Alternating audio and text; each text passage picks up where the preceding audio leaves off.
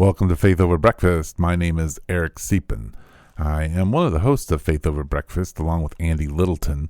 Both of us are taking some extended sabbatical this summer, so the following podcasts are the highlights or lowlights of Faith Over Breakfast. We're hoping to bring forward some of our many episodes that you might have forgotten about and would enjoy or have never heard. So, over the next 2 months, I encourage you to explore and find out all about Faith Over Breakfast by listening to our summer series replay of the best and worst of Faith Over Breakfast. Welcome to Faith Over Breakfast. You are listening to a podcast by Pastor Eric Siepen and Pastor Andy Littleton. If you enjoy Faith Over Breakfast, we encourage you to rate it on the Apple Podcast app, on Spotify, or Google Play. Thank you and enjoy the podcast.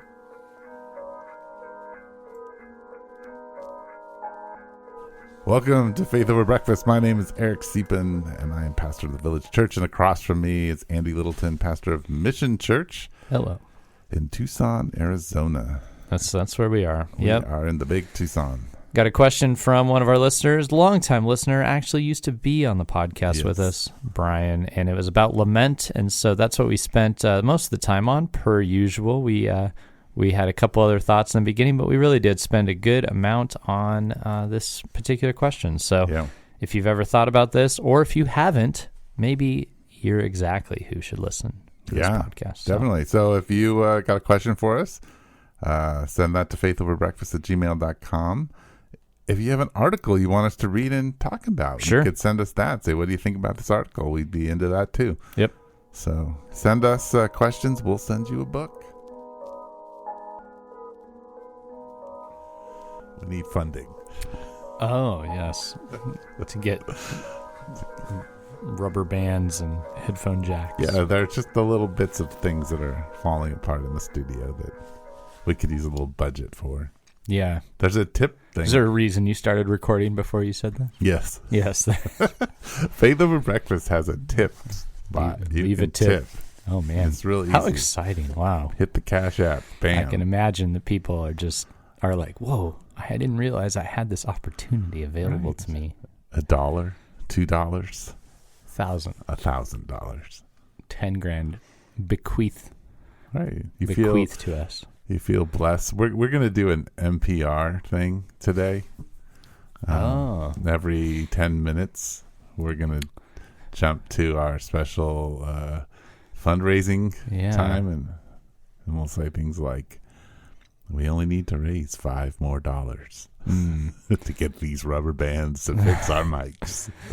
Faith Over Breakfast today brought to you by the estate of Joan B. Croth, whose bequest has left an endowment of 37 cents to help us get one new headphone jack. It's good to see you, Andy. Thanks. Good to be here. Welcome to the Faith Over Breakfast. I have coffee. I just ate breakfast at Alice's. Oh, nice. Yeah, it was good. Cool. Yeah, so this is Faith just after breakfast. Yeah. Yeah, I could have I had a couple pieces of toast I didn't eat. I could have just brought them here and made it, authentic again. Authentic. Like it used to be back in the day when we chewed. People loved that. I'm sure they did. It was authentic. Those were authentic. Yes, it was. That was the real deal. It was the real deal. Yeah. Anyway, now we're not the real deal. We're just doing this after breakfast. We sit in a studio. Which some people would just call a room. But what's the difference between a room and a studio? Yeah. The dead snap is what's the difference. Was that a dead snap? It was much more dead than some rooms. Some rooms. Okay. Well, Brian sent us a question. He did. And I want to preempt the question. Before we talk about Lament, and this may take over the conversation, but it kind of floored me. So I thought I'd throw it at you and we could respond to it. So I watched this little TikTok clip. Yes, I occasionally watch TikTok. Occasionally. And it's Keanu Reeves. Mm-hmm. And he's explaining that he was over to dinner. Oops, there's my phone. You're violating the rules. Hey, yours was buzzing all last week. Yeah. Mm-hmm. Keanu Reeves. He's over at a director's house, and he has 3 children. Okay. In their teenage years. And I think the 13-year-old is a girl. And so they've never seen The Matrix. And so the director says to Keanu, well, why don't you explain it? And so Keanu is explaining about how, okay, it's this guy, and he's in this world, and it turns out it's not the real world, and he's trying to question about what's real and what isn't real, and he's trying to work that out. And the 13-year-old looks at him and says, why does it matter? Oh. And Keanu's, what do you mean? You don't want to really know what's real? And she's like, no. Interesting. Why does it matter? Oh. And then that's the end of the little TikTok clip. Yeah. And he thinks it's kind of awesome. And I'm like, whoa, wait a minute. What? Yeah. I think there's this shift that I am unsettled by, that what is real doesn't matter. Okay. And I just thought, what do you think about that, Andy? Like, do you sense, while you're thinking, let me just say that, like, when I hang out with people who are of my generation, so 40 to 50-year-olds, they still care about what's real. Right? They're trying to figure it out. Yeah. But as you trickle your way down, no, I think it's becoming less and less important. Yeah, that's interesting. I wonder, so in that older range, I mean, I've heard things recently. There was an interesting little clip somewhere on, if more cyber warfare is engaged in this Russia-Ukraine conflict, and to me it was a major letdown little story, because basically they were like, well, cyber warfare can be, you get an email that's not a real email. And I was like, well, that happens all the time already. Right. But they were saying, older people, you should really talk to younger people, because they can help you decipher this stuff way better than you can. So right. That older group that's very interested in knowing what's real and the truth is extremely susceptible to being deceived. Okay. I've seen that happen with my mother recently. Right. They are. And have a hard time distinguishing between what a fake news story would be versus a not fake one. And our generation is a little more adept at that. The younger generation. Sure. Now I say this to say. Yeah, I was wondering where you're going with this. This is just how everyone feels when they talk to me. The younger generation is always having to sniff out between, well, that's not real, that's not real, that's not real. And I wonder if at some point you begin to care less what's real and just care more about what engages you, or is it, if that sense that there's so much non-real information in general starts to make the idea of whether it's real or not less important. Yeah. But then, as spiritual thinkers, is that all bad, or is that leading a little bit toward, by real, is there some space in there to say that things that still bring up an emotion or a feeling that aren't, anchored in material reality, is it good that people are a little more interested in that and saying, look, it doesn't have to be materially real for me to be interested. Maybe there's a bad side and a good side. Well, yeah, it made me think. I'm wondering if rational atheism is kind of a Gen Xer thing. Yes, and it's not a Gen Z and millennial thing. Right. Certainly there are rational atheists in those spaces, but it's not pervasive in the same way as maybe it is for people in my generation. So that was just interesting to me. And also from a missiological perspective, I thought, yeah, I can see people saying that. I just didn't realize, wow, with that much confidence. It's now an axiom. Whereas I could see people saying, yeah, well, maybe what's real doesn't matter. But this is just somebody going, I don't it care. doesn't, I don't care. It doesn't matter if it's real or not. Yeah. Yeah. Which is very matrixy at some level. But yeah, it's interesting. Anyway. And then the question would be define real. Right. Well, because that's the I would big suggest question in the Matrix, yes. But, well, yeah. And Keanu Reeves' daughter. Well, not his daughter, the director's daughter. Director's daughter, sorry.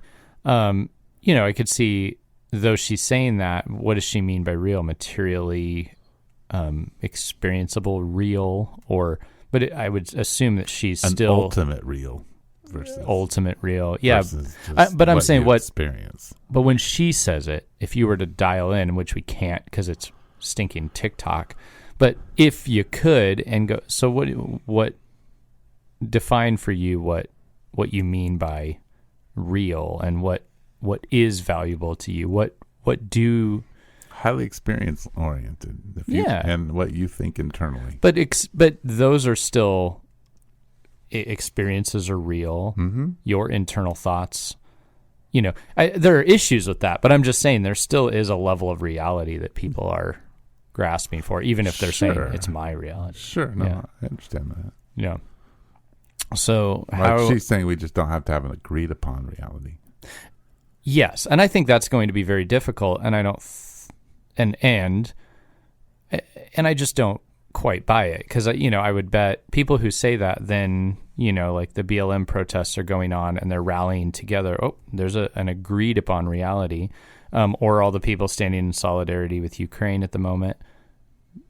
Doesn't it feel good to be part of a movement? Don't you see the point and purpose of collaborating with people to stand against something that's dark?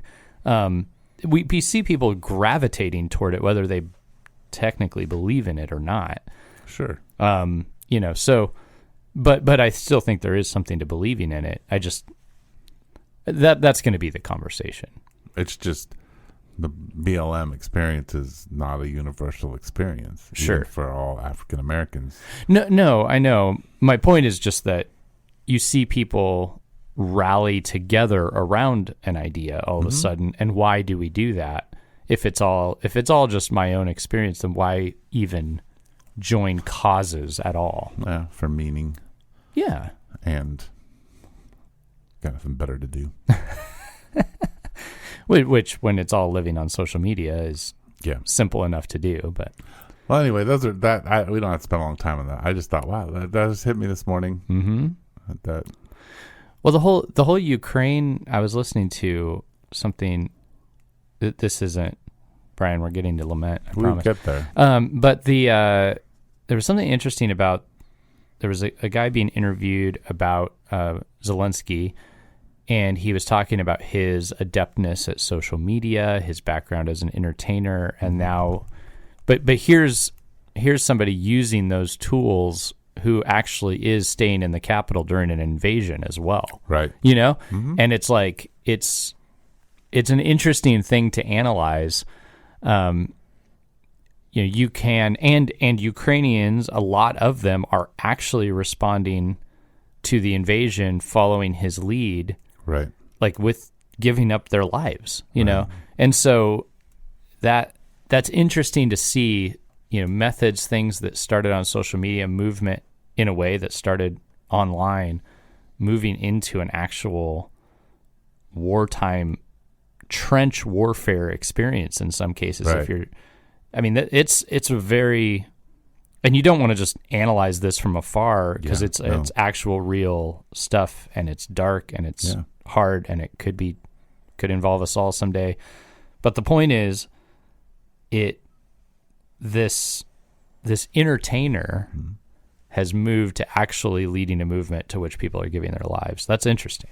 Yeah. There's something very, very unique about watching that happen. Yeah. Which leads us to Lament. All of this is lamentable. Sure. Yeah. Yeah. So Brian Betts, actually one of our co-hosts a long time ago. Former participant. Yeah. And asked us the question about Lament. Yeah. And so it as soon as I saw the question, it reminded me of a pastor's meeting we were in years back. Were you there for this one? We talked about Lament. No. Well, one of the guys he wasn't seeing it. He actually never been back since.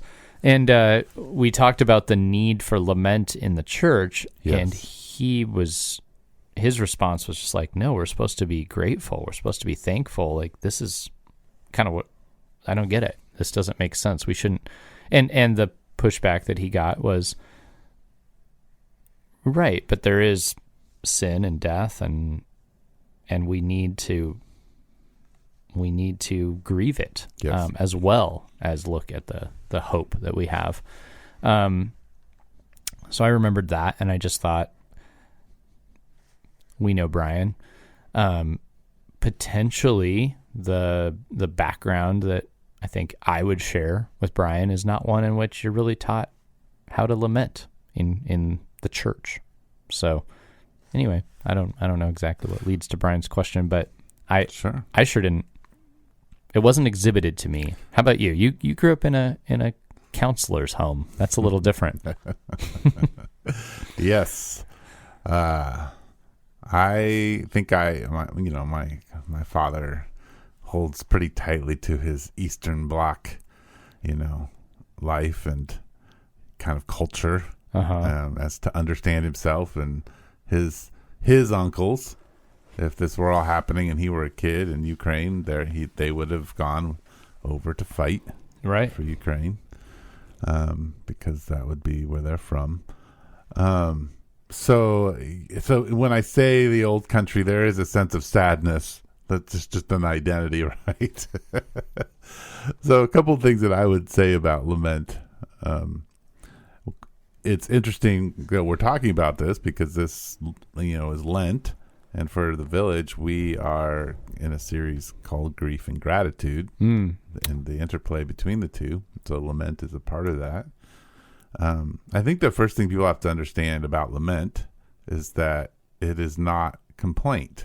Right. And in the Old Testament, the Israelites complained that God was not doing what he was supposed to do in Exodus, or they complained about what he did do or how he did provide. Is there a difference, really quick on that?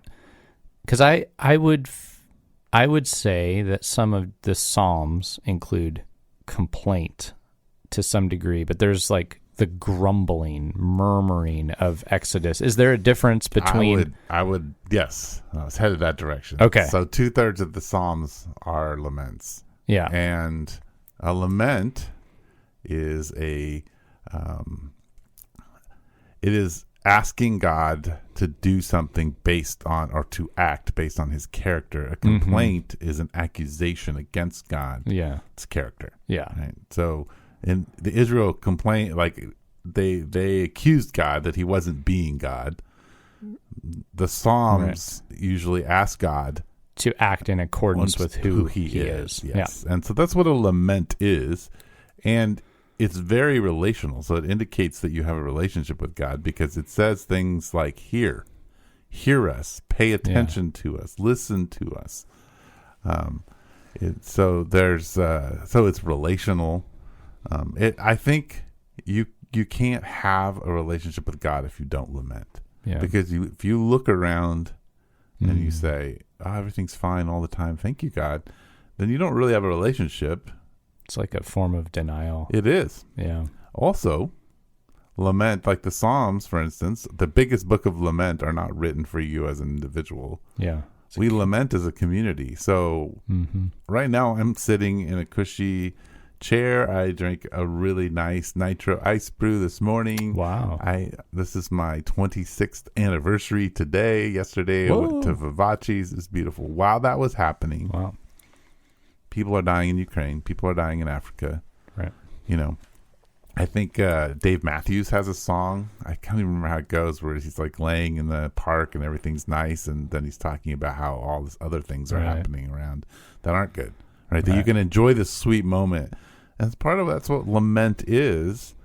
When we join the community, I am lamenting through the Psalms. Actually, is a good place to do this for Ukraine. Yeah. And for those who suffer around me, and hopes that when I'm suffering, others are lamenting. So part of lamenting is calling God's attention to suffering, to pain, asking him to act based on who he is, as a just God, as a God of mercy, as a God of compassion. So when we say that about the church, I think that puts you in a sad place. Right. And we don't like being sad. Right.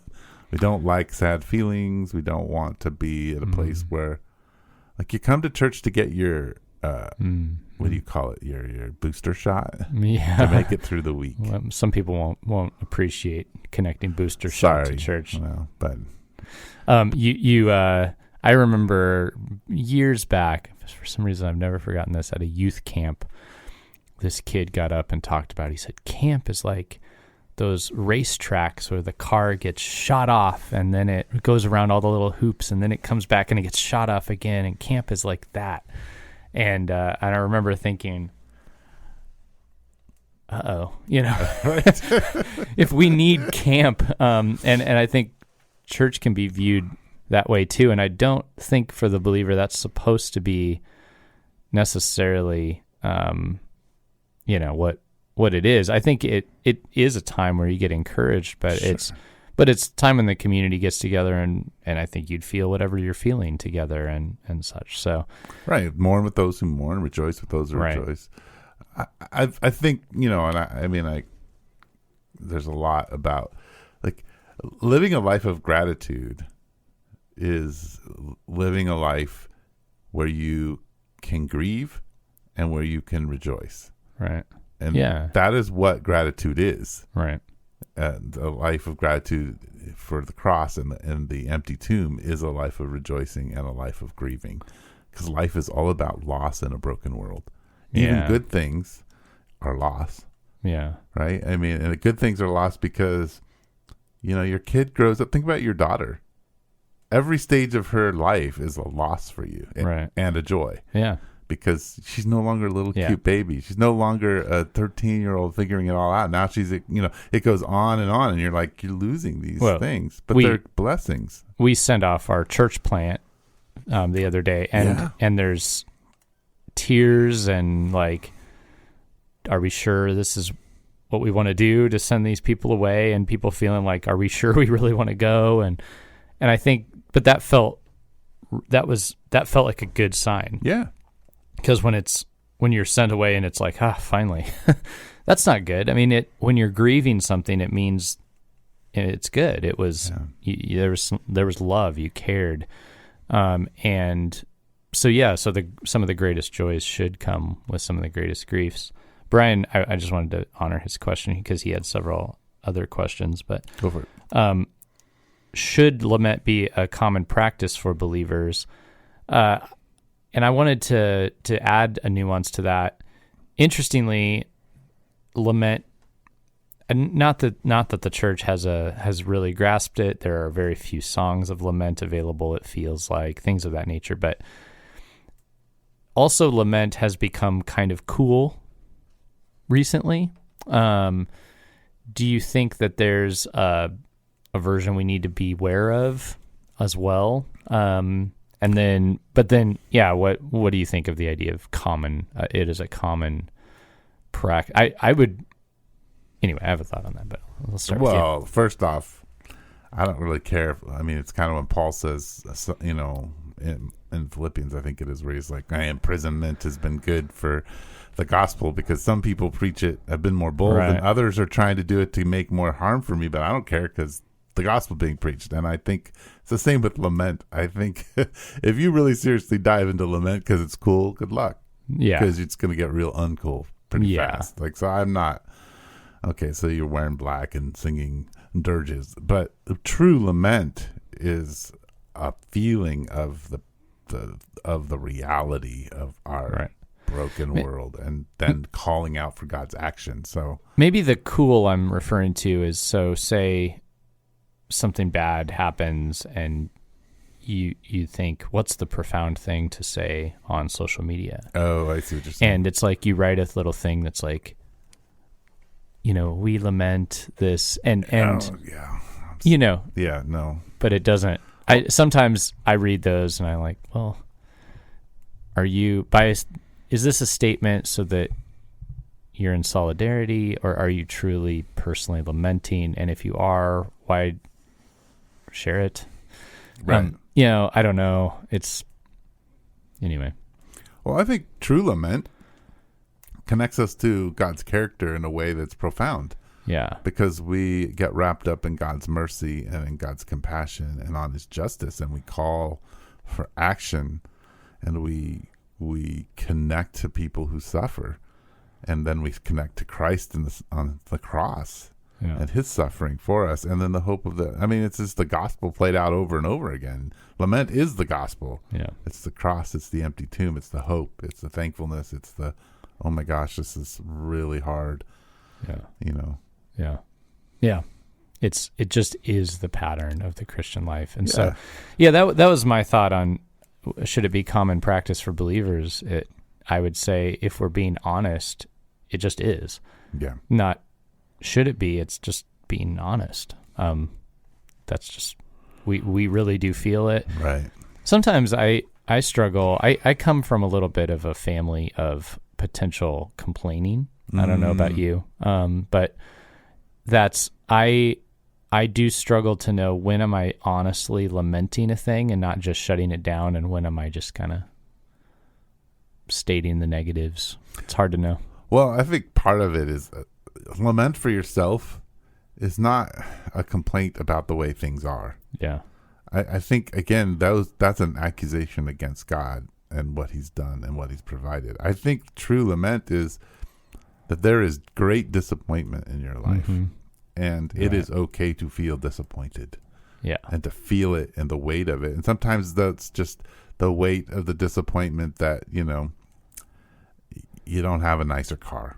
And you'd like a nicer car. You don't need them. But it's disappointing that you can't afford the one you want. Right. It's all right. A lament is just like, gosh, I gotta really love another car, and I understand I can't have one. And it makes me sad. Yeah. Okay, moving on. Yeah. I mean, in a sense of... I know this isn't a perfect application, but what's been sticking in my head about this as I've thought through things is that David, when he sins against Bathsheba and God and his son, basically, that's born, and his son is going to die, he spends his time not eating and drinking, and he's just crying and he's praying. And that's a lament over his own sin, and he's throwing himself on God's mercy, saying, please, spare my son. His son dies. He gets up, cleans himself up, eats, and moves on, and he goes back to being king. Right. And I think that's kind of how lament works, is there's a time. And it's not just because, your own sin, and sometimes it is because of your own sin, but it's just there's a time to lament, and it will hit you, and you lament, and you mourn, and then you step into being the king, or you go back to who you are and your identity, and you... But the perpetual, what you could call wallowing in self-pity or something is another... thing altogether. Yeah. Yeah. I think if you truly lament correctly, if you grieve correctly, you will then be opening yourself up for something new and something hopeful. If you don't, if it's a complaint, then you'll just dive deeper into despair. Yeah. Mm-hmm. I think you're right. Brian asks, what are its benefits? Well, I think we gave those. I think we did too. It's not like you don't. I would say, Brian, you don't lament because you're going to, I'm going to go lament because then I will be 20% more prepared for tomorrow than I was. It's just, it's just what the soul should do with sin, death, brokenness, pain. Right. It's not so much like a path to a benefit as it is just it's the honest response to brokenness. Right. Yeah. What rhythms do you have to facilitate or make space for lament in our churches, families, individual lives? Well, and I don't know where your guys are at. We follow a church calendar, which helps with that, with Lent. But also, and I think this is a strong part of your community too, is that we believe in storytelling and then holding each other's stories with honor and grace. So when you tell me a hard story about the present or the past, I'm not racing past it, but I'm also not trying to fix it. I'm just going to sit with you and honor it and feel the pain with you and pray for you. And I think that's a way of lamenting, is just not racing to fix something, honoring people's pain and suffering. Yeah, that's good. I think that I would say I am learning to get better at not trying to fix. And so, but sometimes you realize people want we all want to be fixed. Yeah. We want a solution. We are solution-oriented people. But I hope that's becoming more true of myself, others in our community, right. Our family. Mm-hmm. Yeah. Well, and I honestly, this may be just a bunny trail, but I have been thinking a long time about Paul, and I love Paul. But Paul, even though he says, "Follow me as I follow Christ," was not saying live with the type A crazy kind of missional mode that I live in the way that's demonstrated at least in the New Testament. Yeah. And yet I think a lot of times we kind of impose Paul on all of us in a way and say we all need to be like Paul. And Paul kind of was crazy in the sense of the way he just kept going. That's how he's portrayed. I suspect that's not how it happened, because he lived there was a lot of time between those stories. So it's not interneted, and it's not high speed, and so he walks a lot, and he has all this space. But the way it's written to us in the modern world, we think, oh, it's boom, boom, boom. Paul's always going here. He's doing this. He's in prison. He's being bitten by a snake. He's doing it. And you're like, whoa, wait, okay, I can't do this. And I think that, I don't know, I think sometimes we forget that. Well, there's a reason that Acts doesn't tell us about his 3 years in Arabia before his ministry began. Right. That's just not how they wrote about history. Yeah, they didn't have that much room. Yeah. They didn't have that much paper, that much room. Our biographies delve deep into the inner thinking, and they just chronicled the action. Yeah. And not all the stuff in between. Interestingly, too, I just preached through that "follow me as I follow Christ" passage, and what Paul was referring to actually was just his willingness to lay down his rights for the sake of the gospel. That's what he was referring to. Sure. So he wasn't even saying live life the same way I do. He was just saying, in your methodology of how you bring the gospel to others, follow my pattern, which is how I follow Christ, which is that I lay down my rights for the sake of others. Right. Yeah. What helps you get into a mindset of lament? My first thought, Brian, is just I hardly need help. It just bad things happen. Pain comes. I don't know. Is there? But there probably is a way to be more. If lament doesn't come easy to you, right? Right. Well, and I think we live in a culture that's depressive, and so we quickly connect lament to depression. Oh, and that's this is not the same. Yeah, and I mean, this is an illustration I plan on giving on Sunday, but I think it's helpful. I think you have to think of the person that you most like to be with outside of Jesus, like who's here on earth that you can see, like your favorite person that brings the most joy to you. And when you have that person, like when they come through the door, your experience of like seeing them through the door, and then you have to think at the worst moment of your life, that person walking through. You're not thankful that you're still in the worst moment of your life, but you're thankful that that person is with you in the worst moment of your life. And that's what Jesus does. And so I think nurturing an ability to know that Jesus is with you, that you're not alone, in both the times that are really good and at the times that are really bad, helps you prepare to be present to lament. Is that you're not driven by the joys of the present, the happiness of life or the sadness of life, but you're actually driven by the presence of God with you in those things. And I think that prepares you to be present instead of living in the future or living in the past. I don't know if that makes a lot of sense, but that's kind of what I've been processing. That's good. Brian's last question had to do with practices. And one, I think, Brian, I would just say, a practice would be, and this has been alluded to before, but it would be not to move on to the next distraction.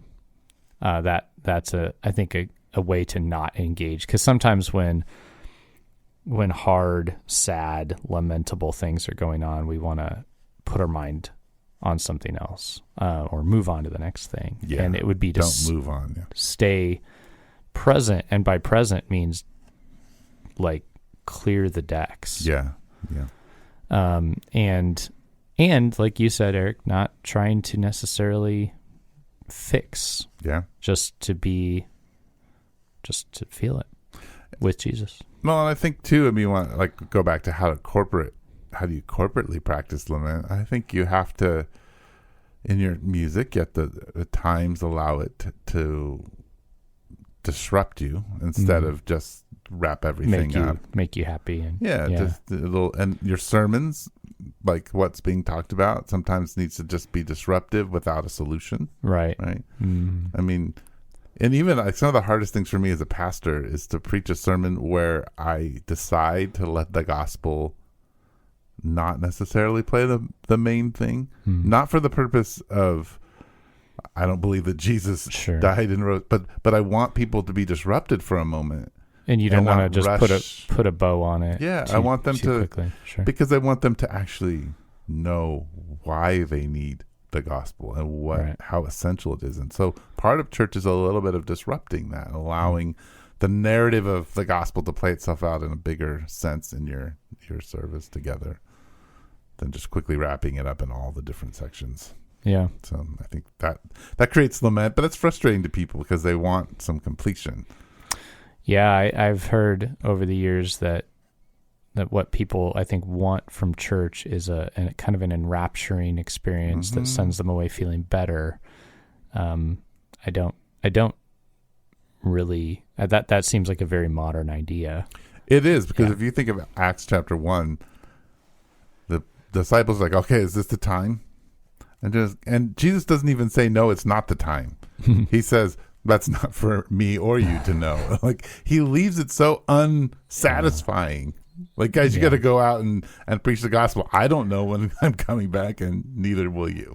Seems like to me, as I've thought about the gospels, all the 3 years or whatever of following Jesus must have been both very invigorating and very disconcerting. Like, there wasn't a whole lot of crystal clarity. Well, could you imagine, just imagine this. Here we are, for some reason, we'll just pick this. Well, actually, better, South America. Somewhere in South America, in Brazil, Jesus is. Yeah. Ukraine's going on. And Jesus is feeding thousands of people, and people are being healed all through. And all his followers in South America are like, why can't you do something about Africa? Why can't you do something about Ukraine? Right. Why are you not doing something? And I can imagine that's where the disciples were. They're like, if you can feed 5,000 people, you can take care of the Roman army. Why are you not doing this? Right. You can fix our situation. Right. And he didn't. Nope. Didn't even touch it. Mm-hmm. Mm-hmm. And I could understand the frustration with that. Oh yeah. And then, but you're like, but why would I go anywhere else? Because it's great being with this guy. Like, he's amazing, and I love who he is and what's happening to me in the process. Yeah. It's crazy. Yep. Yeah. Look at the life of the disciples, though. They didn't just go, wow, all of our problems are fixed.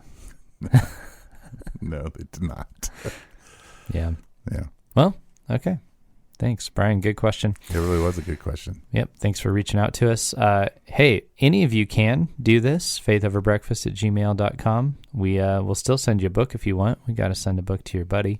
And he even returned a nice little email to us. Thank you, David. Yeah, absolutely. So anyway, thanks for tuning in. We hope you enjoyed it. Hope it was, gave you something to. If you didn't like it, you can lament. Yeah. There you go.